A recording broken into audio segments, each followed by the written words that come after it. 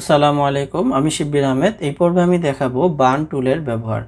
Burn টুলটা হচ্ছে DOS টুলের ঠিক বিপরীত কাজ করে থাকে। অর্থাৎ বার্ন টুল দিয়ে আমরা ছবির ভিতরে ডার্কনেস তৈরি করতে পারি। ব্রাইটনেসটা কমানোর কাজ সেটা আমরা বার্ন টুল দিয়ে করতে পারবো। তো আমি এখানে যে ইমেজটা রেখেছি এটার আমি একটা কপি নিচ্ছি। কপি নিয়ে এখন আমি এটাতে চাচ্ছি যে এটার ব্রাইটনেসটাকে কিছুটা কমাবো। আলোটা অনেক বেশি পরিমাণে আছে, আলোটাকে আমি কিছুটা কমায় ফেলবো। তো সেই ক্ষেত্রে বার্ন টুল দিয়ে পুরো ইমেজের উপরে আমাকে ক্লিক করে ড্র্যাগ করতে হবে। কন্ট্রোল বারে আমরা ডস টুলের মতো এখানেও তিনটা রেঞ্জ পাচ্ছি এবং এক্সপোজারটা পাচ্ছি। তো এই ক্ষেত্রে একই কথা, যদি আপনি অল্প পরিমাণে করতে চান তাহলে শ্যাডো, যদি আপনি আরেকটু বেশি পরিমাণে করতে চান মিড টোনস, এবং হাইলাইটটা হচ্ছে আরও বেশি পরিমাণে আপনার অন্ধকার করে দিবে। বার্ন টুলের কন্ট্রোল বারে আমরা ডস টুলের মতো এখানে তিনটা রেঞ্জ পাচ্ছি, শ্যাডোস, মিড টোনস এবং হাইলাইটস। আমরা একটা একটা করে ব্যবহার করে দেখলেই তিনটার মধ্যে পার্থক্য বুঝতে পারবো।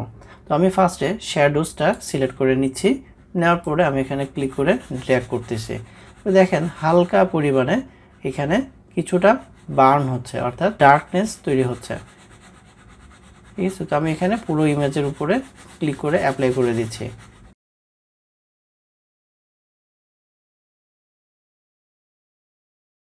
যতটুকু আমি অ্যাপ্লাই করেছি, এখন আমরা যদি আগের ছবি এবং পরের ছবির মধ্যে পার্থক্য দেখতে চাই তাহলে যে আফটার বিফোর করলে আমরা বুঝতে পারছি।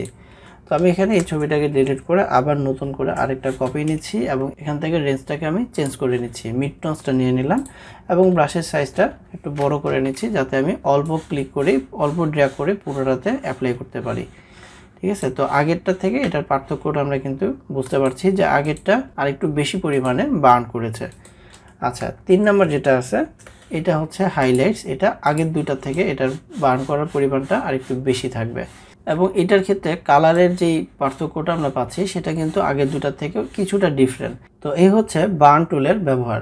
বার্ন টুল দিয়ে আমরা মূলত যে কাজটা করতে পারছি সেটা হচ্ছে বার্ন করা, অর্থাৎ ছবির ভিতরে ডার্কনেস তৈরি করা।